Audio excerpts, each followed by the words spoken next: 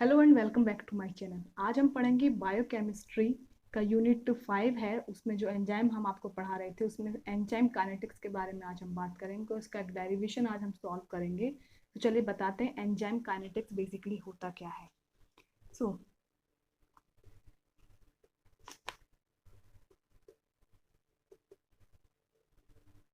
enzyme kinetics.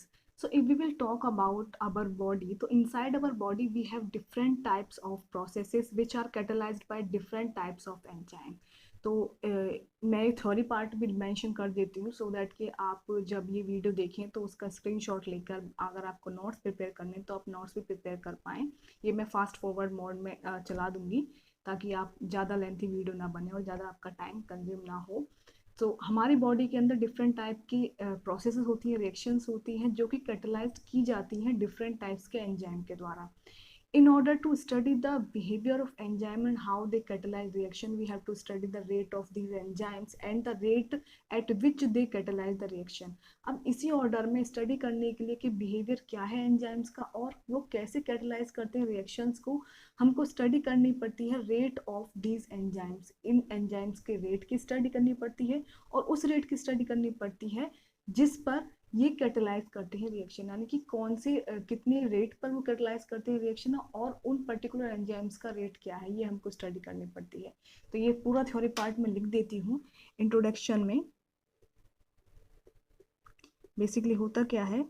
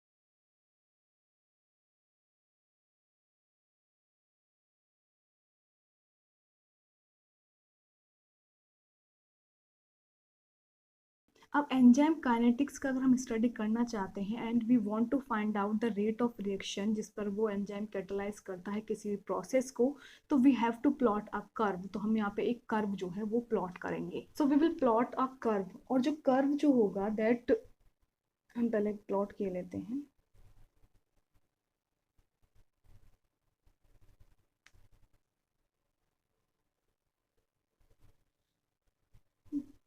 That will be your y-axis and that will be your x-axis. So between y-axis and x-axis, तो y-axis पे जो होगा that will be reaction velocity या velocity of reaction velocity, and x-axis पे जो होगा that will be concentration, substrate concentration.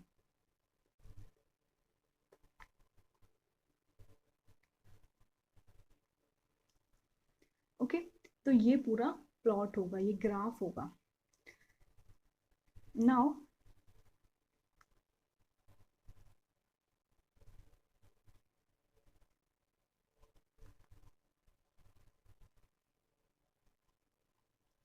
इस तरह से हमने ग्राफ प्लॉट कर लिया है between the substrate concentration and reaction velocity. Now we will study about this graph के ये कैसे रिलेट करता है हमारी एंजाइम काइनेटिक्स से। तो इसमें आगे का जो थ्योरी पार्ट है that will be about our graph, वो क्या है।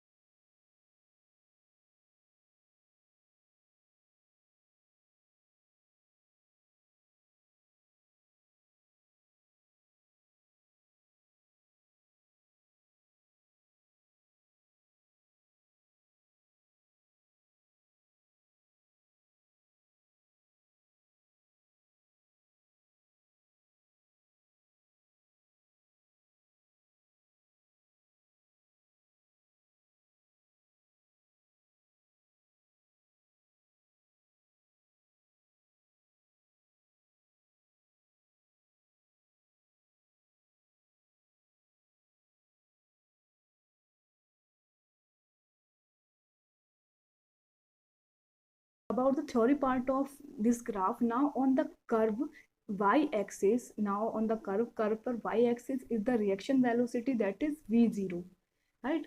And that basically the rate at which the enzyme catalyze that particular substrate. v0 कह सकते हैं हम रिएक्शन वेलोसिटी, या फिर हम उसको कह सकते हैं वो रेट जिस पर एंजाइम कैटालाइज कर रहा है किसी भी पर्टिकुलर सबस्ट्रेट को. नाउ एक्स एक्सिस क्या है, concentration of substrate, substrate concentration present on the x axis as that bind at the active side of the substrate. जो कि bind हो रही है, सबस्ट्रेट कंसंट्रेशन का मतलब क्या है, जो बाइंड होती है active site of substrate, that is known as substrate concentration. So ये ग्राफ के बारे में मैं आपको बता रही हूँ कि बेसिकली वाई एक्सिस पे क्या है, उसका क्या मीनिंग है, एक्सिस पे हमने क्या डिनोट किया है, उसका क्या मीनिंग है. So basically what we will do, we will take a beaker जिसमें एंजाइम प्रेजेंट है जिसका हमको स्टडी करना है. एंड नाउ यहाँ पर सबस्ट्रेट जो है वो भी एंजाइम की एक्टिव साइड से बाइंड हो गया, एक्टिव साइड पर बाइंड हो गया है. लेकिन यहाँ पर जो कंसंट्रेशन है that is any type, any concentration, हम ये नहीं कह रहे हैं कि कोई पर्टिकुलर, मान के चलिए कोई भी कंसंट्रेशन है, तो यहाँ पर कोई रिएक्शन नहीं हो रही है, तो जो हमारा रिएक्शन जो है, जब रिएक्शन ही परफॉर्म नहीं हो रही है, न्यूट्रल है, तो velocity will be equal to v0. ठीक है, ये v0 होगी इनिशियल स्टेट में स्टार्टिंग में velocity will be v0.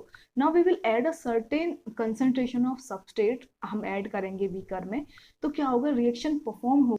So further what we will do in the trial number second, we then add certain amount of concentration of S, हम certain amount of concentration S की इसमें add on करेंगे. Then हम measure करेंगे value of velocity, तो वो होगी 0.1 पे. ठीक है, यहाँ पे अगर हम करना चाहें, ठीक है.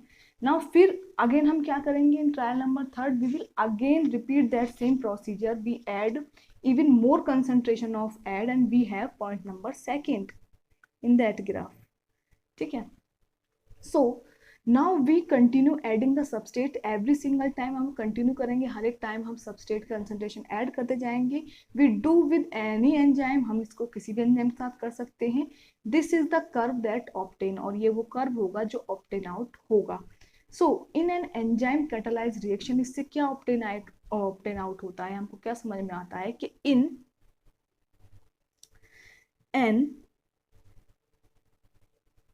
enzyme catalyzed reaction, we can plot the reaction velocity, we can plot the reaction को आर एक्स एन लिख रही हूं मैं, reaction velocity versus the substrate concentration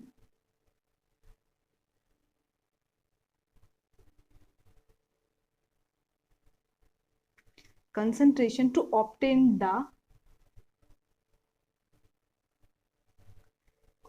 the value curve. ठीक है, so to obtain this kind of graph, we need readings of reaction velocity and the substrate concentration.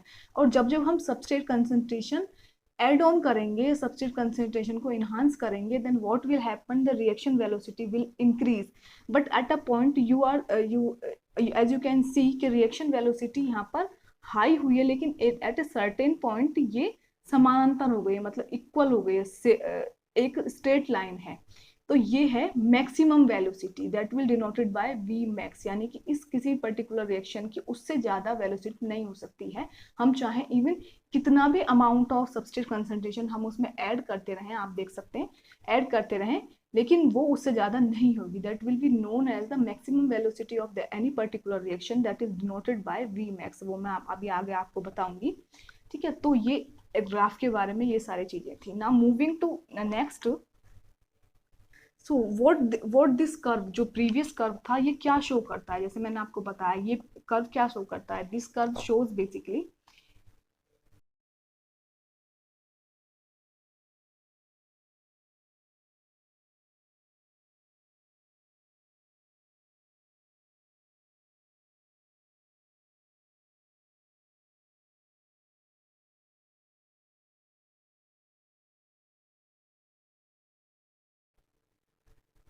So this curve, what this curve shows that, this curve shows that as we increase the concentration of substrate, the velocity will also increase, वो भी increase होगी, लेकिन at a certain point जैसे मैंने कब में बताया कि स्ट्रेट लाइन में कन्वर्ट हो जाएगी, यानी कि मैक्सिमम वेलोसिटी पे पहुंच जाएगा। उसके बाद ये फर्क नहीं पड़ता है कि आप कितना amount of substrate concentration add कर रहे हैं, वेलोसिटी इंक्रीज नहीं होगी उस रिएक्शन की मैक्सिमम वेलोसिटी के बाद।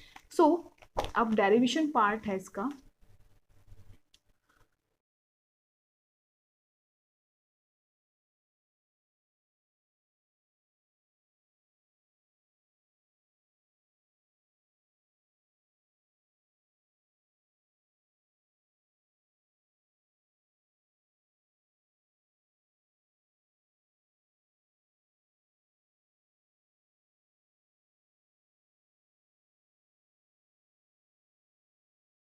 By the reference of above curve जो मैंने अभी ड्रॉ किया है, so this equation describe basically what is taken place in the beaker once we add the substrate. So initially we have the enzyme itself. Now the equation, what will be the equation? तो equation है, मैंने पहले अभी आपको ये बताई है equation, E plus S K1 K minus 1 ES K2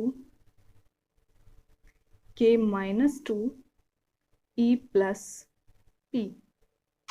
so don't get confuse by this. बहुत सारी रिएक्शंस में इसको हम, ये नेग्लिजिबल होता है, नेग्लिजिबल अमाउंट ऑफ किसी पर्टिकुलर सब्सटेंस की, क्योंकि इसका रिएक्शन अगर हम समझना चाहें, E denotes enzyme, S for substrate, K1 K-1 K2 K-2 will be the rate constant, और ES जो होगा एक शॉर्ट पीरियड ऑफ टाइम के लिए इंटरमीडिएट कंपाउंड होगा। तो आप देख सकते हैं E plus ACE enzyme plus substrate ये बाइंड हुए एंड रिएक्शन वेलोसिटी या रेट कांस्टेंट है K1, ES इंटरमीडिएट कॉम्प्लेक्स बना। तो यहाँ पर आप देख पा रहे हैं कि ये इनिशियल स्टेट में जो प्रोडक्ट जो है वो लास्ट में जाके बन रहा है, मतलब इस वाले प्रोसेस से, इस वाले एरो से प्रोडक्ट बन रहा है। लेकिन अगर हम बैकवर्ड वाली रिएक्शन देखते हैं तो इनिशियल स्टेज में, शुरुआत की स्टेज में उतने अमाउंट का प्रोडक्ट नहीं बन पाता है, वो नहीं बन रहा है, सिर्फ पहले क्या हो रहा है, एंजाइम सबस्ट्रेट कॉम्प्लेक्स बन रहा है। तो बैकवर्ड वाली जो रिएक्शन है इसका जो अमाउंट है, क्योंकि प्रोडक्ट का अमाउंट इनिशियल स्टेज में नेग्लिजिबल है, ना के बराबर प्रोडक्ट बनना है, तो हम इस वाले स्टेप को स्किप भी कर सकते हैं। तो बहुत सारे रिएक्शंस में, यही रिएक्शन में अगर ये वाला स्टेप ना हो तो आप इसमें कंफ्यूज मत होइएगा। ये इस कारण से, जो मैंने आपको बताया उस कारण से बहुत सारे लोग पहले ही स्किप कर देते हैं उस स्टेप को, लेकिन मैंने यहाँ पे मेंशन किया है सो दैट मैं आपको क्लियर कर पाऊँ। तो जब बता ही दिया है मैंने, ये E4 यहाँ पर एंजाइम है, एंजाइम, S यानी कि substrate, K1 K-1 K2 K-2 will be the rate constant, ठीक है,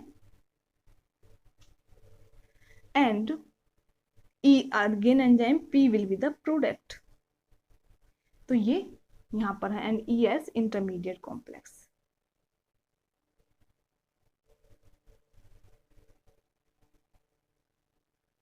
राइट। जो मैंने आपको बताया कि वो कारण हो गया कि -2 वाले स्टेप को हम स्किप कर सकते हैं। और दूसरी तरह से हम क्या समझ सकते हैं कि इसको हम कैसे स्किप करते हैं, अगर हम इस पार्ट को, इस रिएक्शन को कंप्लीट को दो पार्ट्स में डिवाइड कर दें,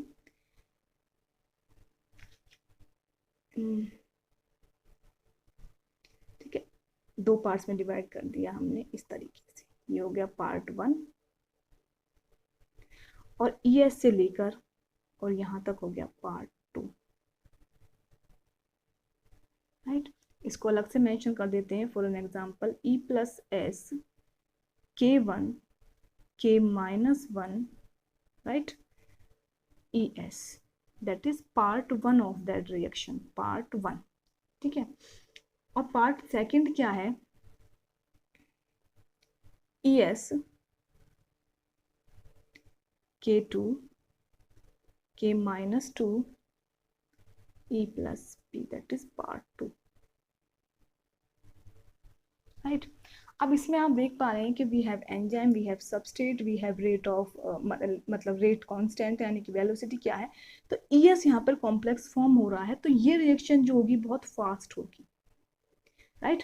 ES कॉम्प्लेक्स फॉर्म होने के बाद इस वाले प्रोसेस में हमारा E प्लस पी बन रहा है, राइट। और इनिशियल स्टेज में, शुरुआत में, इस पूरी रिएक्शन में शुरुआत में जब तक ई एस कॉम्प्लेक्स नहीं बनना तब तक प्रोडक्ट नहीं बनना है। तो शुरुआत के इसमें, शुरुआती रिएक्टेंट जो है जब रिएक्ट कर रहे हैं तो इस स्टेज पर जब ये दोनों ऐड हुए हैं और ई एस बना है, उस स्टेज पे हमारा कुछ भी प्रोडक्ट नहीं बना, या बहुत मिनिमम अमाउंट में प्रोडक्ट बना है जो कि नेग्लिजिबल है। तो ये रिएक्शन स्लो होगी, ठीक है। और क्योंकि बैकवर्ड K-2 जो रेट कांस्टेंट है, वो प्रोडक्ट को अगर हम बैक रिएक्शन करेंगे तो वो भी बहुत स्लो होगी और उसको हम नेग्लिजिबल ना के बराबर मान सकते हैं। तो हम इस सेकंड वाली रिएक्शन को ऐसे भी लिख सकते हैं, K2E plus P, that is part 2 of reaction, right. ये मैंने आपको, ये क्लियर हुआ। उसके बाद क्या करेंगे, by the above reaction enzyme substrate complex formed and then product is formed. So by the help of these two reaction, that is part 1 and part 2, हम ये देख पा रहे हैं कि ई एंड एस जो कि यहाँ पर रिएक्टेंट का काम कर रहे हैं, या फिर आप कह सकते हैं एंजाइम और सबस्ट्रेट, उसके बाद एंजाइम सबस्ट्रेट कॉम्प्लेक्स बन रहा है, देन प्रोडक्ट फॉर्म आउट हो रहा है।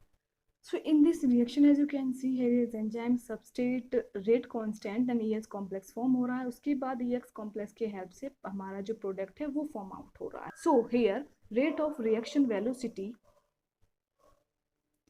here rate of reaction velocity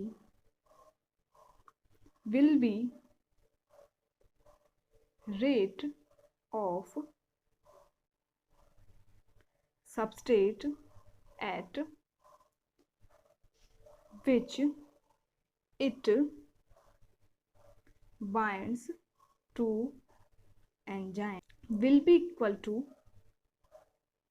K2 into concentration of ES molecule, right? तो rate of reaction velocity, rate of substrate at which it binds to enzyme, rate of substrate क्या है जब ये enzyme से bind हो रहा है, will be equal to क्या होगा, K2 into concentration of ES molecule, यानी कि प्रोडक्ट फॉर्म हो रहा है तो K2 यानी कि रेट कांस्टेंट जो है इनटू कंसंट्रेशन क्या है, ES मॉलिक्यूल की, right. So V0 is equal to, that is rate of reaction velocity, V0 से डिनोट करते हैं, V0 is equal to K2 ES, it will be our reaction number first, K2 ES, K2 concentration of ES molecule क्या है, ES, ठीक है। Now rate, what will be the rate of formation of ES,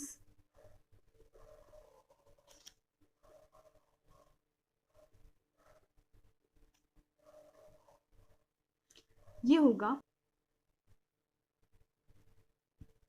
product of the rate constant, या rate constant भी हम simple लिख सकते हैं,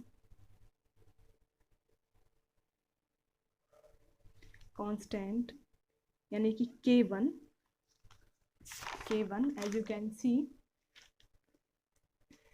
here, E plus S, सो हम देख रहे हैं rate of formation of ES, तो K1, राइट, यहाँ से ये K1 की हेल्प से तो बन रहा है, K1 रेट कांस्टेंट, ठीक है, एंड और क्या है, rate constant K1 and then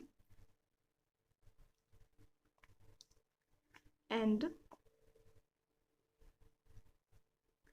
concentration of two reactant क्या है, E एंड S। ये मैं एक बार इक्वेशन दोबारा यहाँ पे भी लिख देती हूँ ताकि कंफ्यूजन ना हो, K1 K-1 ES K2 E plus P। So if we are talking about ES, तो ES में गो डिसोसिएशन जो है, डिसोसिएट हो सकता है टू डिफरेंट वेज में, इधर भी डिसोसिएट हो सकता है एंड इधर भी डिसोसिएट हो सकता है। So rate of the dissociation of ES will B K-1 अगर इस साइड होता है ES प्लस K2 ES, ये होगा। इससे पहले हमने rate of formation of ES पढ़ ही लिया है, product of the rate constant that will B K1, यानी कि rate of formation of ES क्या होगा, तो कांस्टेंट क्या है, K1 है, E प्लस एस से ES बन रहा है, तो रेट कांस्टेंट यहाँ पे K1 है। And concentration of two reactant कौन कौन से यहाँ पे E है एंड S है, तो rate of formation of ES K1 ES। Rate of dissociation दोनों तरफ को डिसोसिएट हो सकता है, तो हमने इसको यहाँ मेंशन ये कर दिया। अब now we have to make an important assumption. अब यहाँ पे हमको अज्यूम आउट करना है that our reaction is in study state, हमारी रिएक्शन जो है वो स्टडी स्टेट में है, ये हमको अज्यूम आउट करना है। And it means the intermediate that is involve in our reaction, the concentration of intermediate is not changing and the only intermediate in our reaction is ES, so the ES complex concentration is not changing। assume करना है that हमारी जो reaction है वो steady state में है, और जिसका मतलब ये है कि जो इंटरमीडिएट कॉम्प्लेक्स है जो कि ES है, ES इंटरमीडिएट जो कॉम्प्लेक्स है उसकी जो कंसंट्रेशन है वो चेंज नहीं हो रही है, ये स्टडी स्टेट में इसका मतलब ये होता है। If we are assuming that our reaction is in study state, right, so the complex intermediate complex का जो कंसंट्रेशन है वो चेंज आउट नहीं होगा, तो हम इसको राइट डाउन में कर सकते हैं, assume that a reaction is in steady state, that means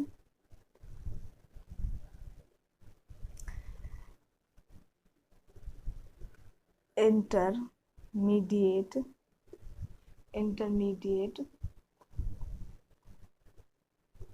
compound in our reaction will not change, intermediate compound concentration, right,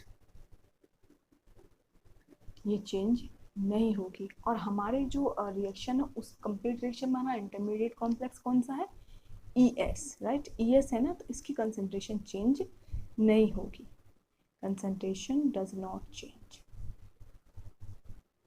ये हमने अज्यूम आउट कर लिया। अब आगे प्रोसीड आउट करते हैं, आगे क्या है इसमें, तो हमने अज्यूम कर लिया है कि ES का जो कंसंट्रेशन है वो कांस्टेंट है, यानी कि वो चेंज नहीं होगा। So that's meaning the formation of ES complex will be equal to same as the rate of dissociation of ES complex। So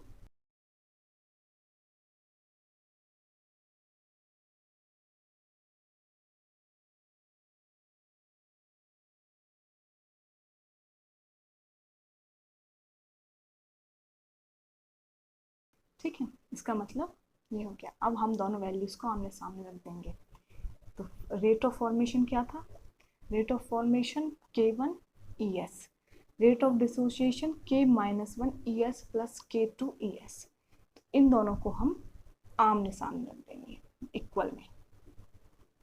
तो K1 ES will be equal to K-1 ES plus K2 ES, ये हमने यहाँ पर लिख दिया। इसको मैं थोड़ा और जूम कर लेती हूँ। ओके, आगे के स्टेप में K1 ES equal to ES यहाँ पर कॉमन ले लेंगे हम, K-1 प्लस K2 और ES हम बाहर दिखा देंगे, ठीक है। उसके बाद क्या होगा,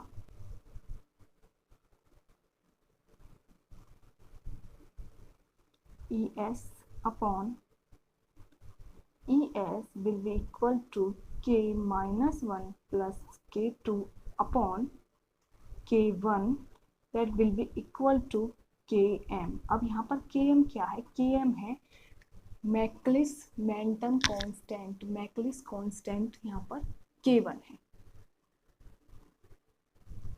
इस कांस्टेंट, ठीक है, Michaelis Menten constant Km is equal to Michaelis Menten constant. Michaelis Menten equation भी मैं आपको बताऊंगी नेक्स्ट लेक्चर में, ठीक है। सो ये हो गया। अब इससे अगर हम बैक में जाएं तो हमने यहाँ पर, अगर आप देख पा रहे हैं, मैंने यहाँ पर रिएक्शन नंबर फर्स्ट मैंने यहाँ पर मेंशन की थी, राइट। बाकी ये जो होगा rate of formation of ES, इसको हम 2 मेंशन करेंगे, रेट ऑफ डिसोसिएशन को मेंशन करेंगे equation number 4, and this will be equation number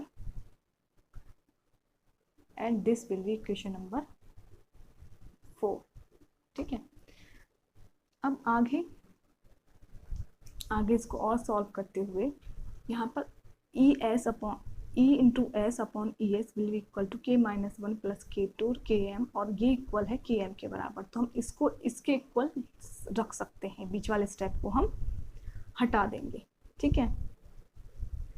तो ES upon ES will be equal to Km, इसको हमने यहाँ से हटा दिया, राइट। तो क्या हो जाएगा अगर हम इसको ऐसे कर दें, ठीक है, इसको यहाँ पर मान के क्रॉस मल्टीप्लाई अगर हम कर दें तो then ES will be equal to E into S upon Km, इसको हम लिख देंगे इक्वेशन 5 यहाँ तक, ठीक है। अब नेक्स्ट आगे हम प्रोसीड करते हैं। अगर हम बिगिनिंग की बात करें इस रिएक्शन की, तो at the beginning, at the start of the reaction या beginning, we have a lot of substrate जो हम एक्चुअली बाउंड होंगे एक्टिव साइड से, ठीक है, एक्टिव साइड से बाउंड होंगे, ES कॉम्प्लेक्स बनेगा, तब जाके हमारा जो आगे प्रोडक्ट है। तो शुरुआत में हम पे जो हमारा रेट कांस्टेंट 0 है, हमारा T0 है, तो हमारे पास a lot of substrate present है। तो उस टाइम पे क्या करेंगे हम, उस टाइम के लिए S टोटल की अगर हम बात करें, S total will be equal to S plus ES लगभग बराबर है S के, ठीक है। अब यहाँ पे S टोटल शुरुआत में S टोटल या पूरे इक्वेशन का शुरुआत में हमारे पास बहुत सारा सबस्टेट है जो कि बाउंड नहीं है, फिर हमारे पास बहुत सारा सबस्टेट है जो कि बाउंड हो गया है।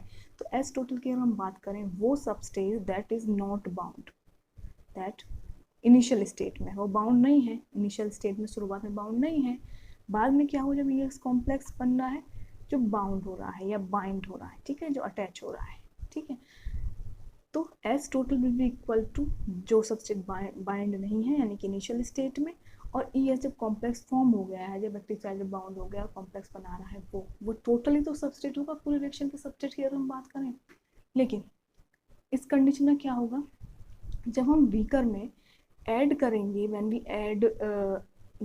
Add to the beaker, then S quantity, जो S की क्वांटिटी है इज मोर, ठीक है। जब हम बीकर में ऐड करेंगे तो S की जो क्वांटिटी होगी नॉट बाउंड की, वो ज़्यादा होगी in comparison to which one ES। तो क्या होगा, क्योंकि यहाँ पर ES की क्वांटिटी कम है और S जो है लगभग S टोटल के बराबर है, ठीक है। ES की क्वांटिटी कम है और ये लगभग बराबर है S की। तो अगर हम इसमें कंडीशन रखें कि जब हम शुरुआत में जो हमने बीकर की बात की थी, जब हम उसमें सबस्टेट ऐड कर रहे हैं, तो उस कंडीशन में जो अनबाउंड S है, अनबाउंड सबस्टेट है, वो मोर होगा, ज़्यादा होगा in comparison to bound one, ये लेस होगा, ठीक है। और यहाँ पे आप देख पा रहे हो S टोटल जो लगभग बराबर है S के, तो ये इक्वेशन भी लगभग बराबर हो जाएगी S के। तो इसमें आगे हम प्रोसीड करेंगे।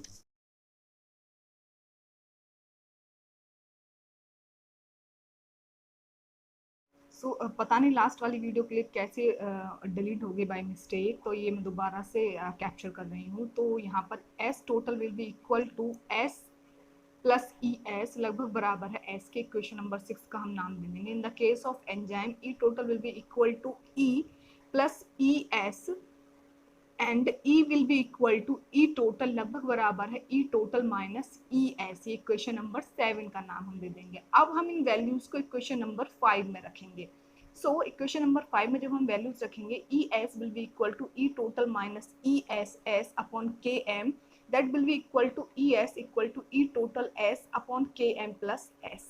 अब फ्रॉम इक्वेशन 1 हम इक्वेशन 1 का यहाँ रेफरेंस लेंगे, that is V0 is equal to K2 ES, so V0 is equal to K2 E total S upon KM plus S। हम ES वाली वैल्यू, ये वाली जो वैल्यू है वो यहाँ पे रख देंगे, ये हो जाए equation number 8। Then reaction reaches its maximum velocity Vmax, all enzyme active sites occupied, sorry.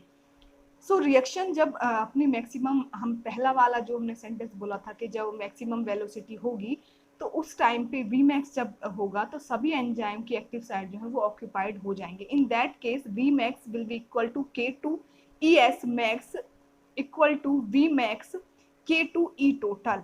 So E total will be equal to V max upon K2 equation number 9. Now put values in equation number 9. अगर हम values रखेंगे तो V0 is equal to K2 V max S upon K2 Km S. K2 से K2 delete करके we will get the value V0 will equal to V max X upon Km S, और इसको हम नाम देंगे मैक्लिस-मेंटन equation. So this is the complete derivation है ये मैक्लिस-मेंटन equation का। उम्मीद है आपको ये समझ में आया होगा, और आपको अगर ये समझ में आया है और आपको वीडियो पसंद आई है तो वीडियो को लाइक करें, चैनल को सब्सक्राइब करें, मुझे कमेंट करके जरूर बताएं कि आपको वीडियो कैसी लगी। Thank you very much for watching this.